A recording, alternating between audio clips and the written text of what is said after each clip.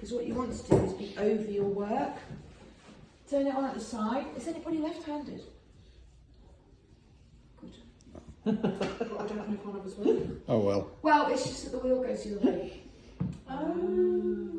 So if you're right-handed, it goes anti-clockwise, but you can change it. So if you're left-handed, turn it off,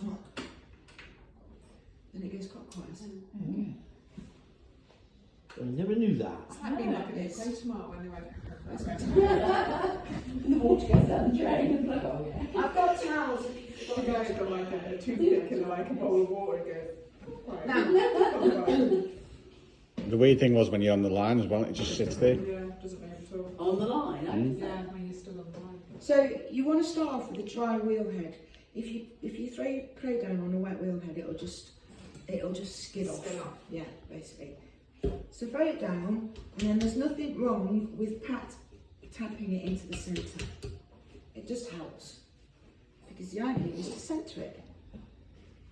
So wet your clay, wet your hands, and then there's a few basic rules in throwing a pot, and if you can get those right, you're sort of halfway there.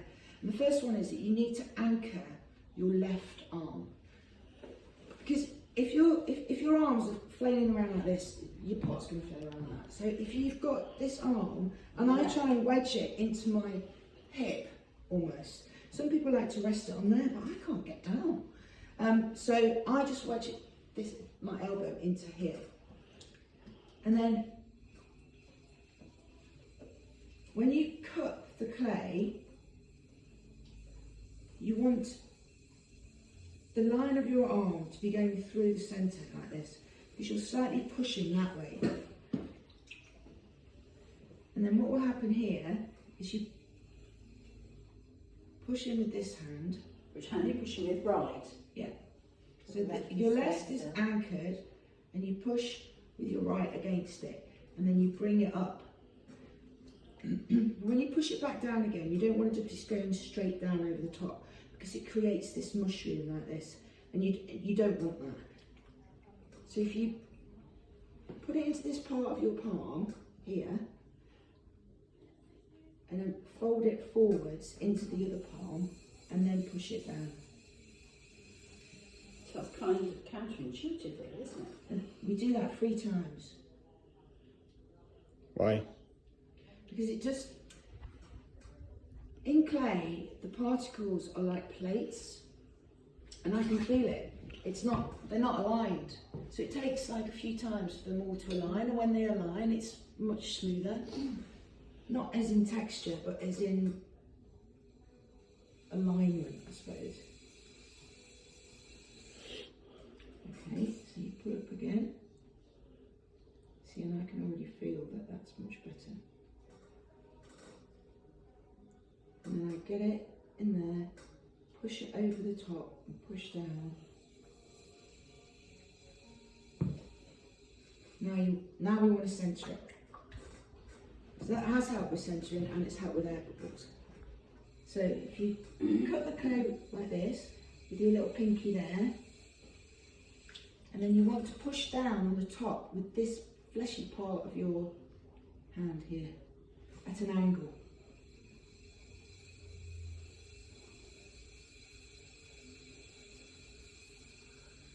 And when you release anything, anytime, ever, just release slowly, because it will just knock it off centre if you release quickly.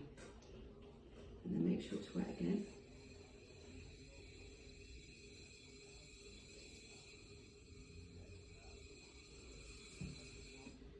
Now if you knock it off, just make sure it's wet. You can just do it again.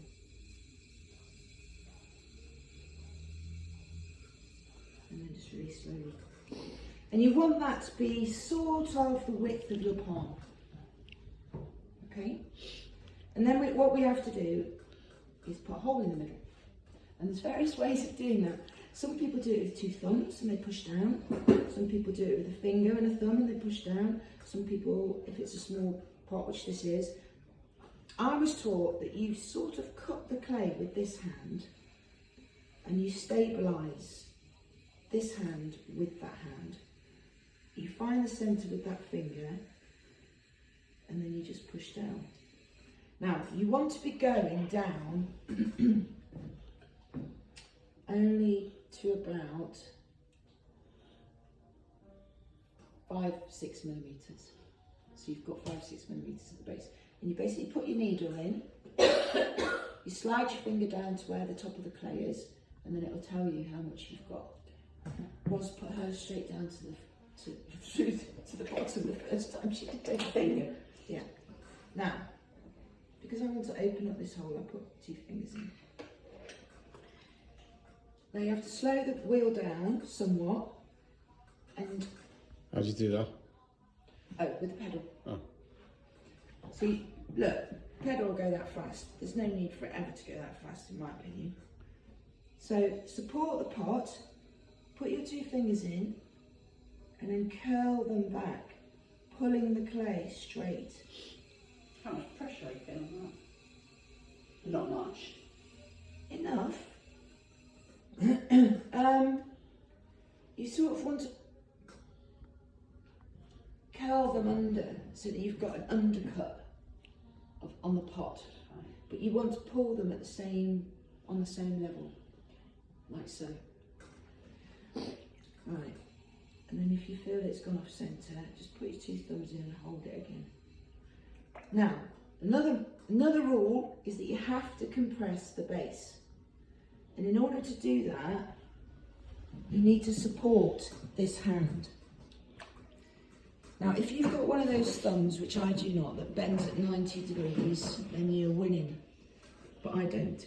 So I compress it with this part of my finger, but I support it, I hold it with this hand.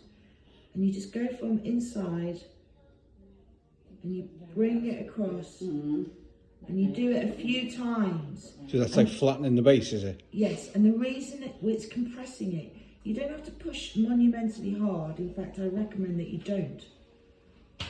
But what happens is, and I'll show you in a little bit when I get off, if you don't do that, you get what's called an S crack in your base. And it can start when it's drying out, and then when it's fired, it'll just crack, and it won't.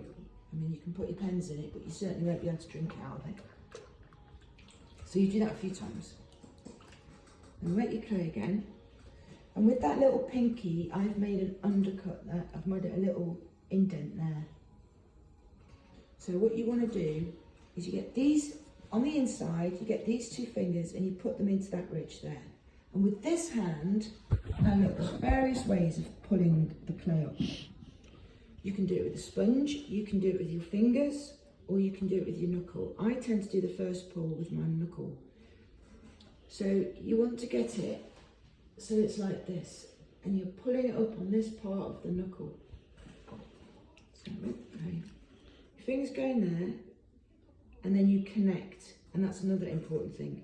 Put this thumb on this hand, because it connects the 2, which means when you pull up, they can only pull up at the same distance. Whereas if you're like that, and one of them moves, you're going to have a pot that's going like this, the walls aren't going to be straight, they're not going to be the same thickness, and it just supports you. So hold that there, you push in with your finger, and then pull up and drag it towards the centre. Don't pull straight up. When you've done the pull, you compress the rim.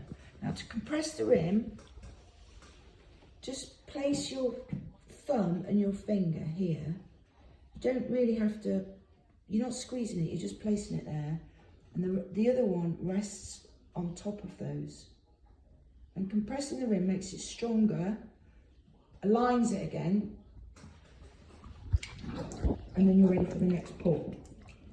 And the reason that I move into the centre is because obviously naturally when things spin, the tendency is to flare out, and you want to contain it because you want straight sides, and we'll do that next. So the next pull, show you what's it, 2 or 3 fingers,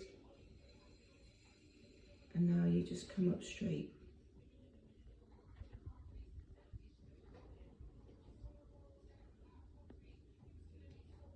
And then you release gently. I haven't made this very wide, but anyway. Now, some people prefer using a sponge. The only thing with a sponge, it's quite good, but you're not as sensitive to the clay. So if you get your 3 fingers in, again, try and touch your thumb with your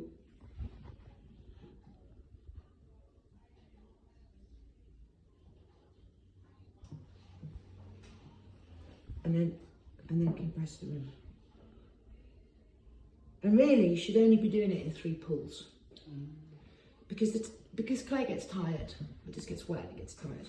But obviously, when you're learning, that's never going to happen. So you know, it'll collapse eventually. Well, is that what happens? Yeah. Now, Stick. sponge on wet your sponge and then wring it out. Otherwise, it's really difficult for it to pick up the water. Put it in, bring it into the middle, squeeze it out until all the water from the base is gone. Because if you leave water in your base, it's going to dry out at different times, and you don't want your pot drying out at different times. I sometimes run it up the inside just to take off any excess moisture. And then you want to trim your base for 2 reasons. It helps in the trimming process, and it gives you something to wire underneath. So don't hold it that way, which is the natural way you think you do it. It's that way up, okay? Just towards the side, if you just go in, like so, and then what you can do, you slowly spin the wheel, and you just remove all of this excess. And then you've got somewhere you can put your wire underneath. Now, because this clay is very gooey, in an ideal world, how I'd like to take it off is I wire it off, dry my hands, pick it up, put it on there. But it's so sticky, it just is not really doing that. So, look, it's about, we can try it, let's try it. But this is where, I can't tell you how many times when I was learning, I'd get to this point and then I'd mess up, taking it off the wheel. So, get your wire, you want it taut against the wheel head, and then pull it towards you. Now, this clay is so sticky, I do it twice. Okay, and then, in an ideal world, dry hands, you cut around the base like so, tilt it towards you, that's not very good, and then, look, don't worry if it goes out of, and if you do, you push it at the base. What's your other way of doing it? Well, shall I show you one more time, quickly?